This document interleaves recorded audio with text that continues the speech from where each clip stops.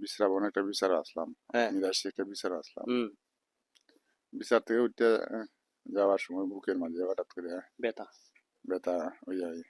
সঙ্গে সঙ্গে আমি এখান থেকে সোনারঘাট হসপিটাল গেছি। এখান থেকে হসপিটাল গেছি পরে এরা অভিযোগ পাঠাইছে, অভিযোগকে এরা সিলেট পাঠাই দিছে। দেশবাসী তো আমার প্রাণ। হুম।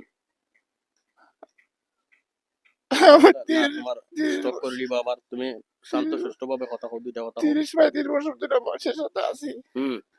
দেশবাসীর সাথে দোয়া চাই, আমার জন্য দোয়া।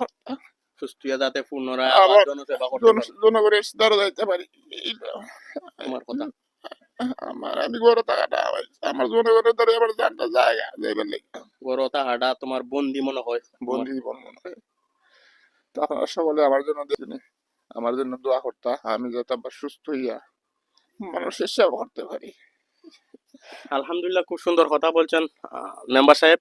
আসলে উনি দেখেন আবেগে কেঁদে দিয়েছেন। আসলে উনি একটা স্ট্রোকের রুগী, কিন্তু আবার যদি স্ট্রোক করে আরো সমস্যা হইব।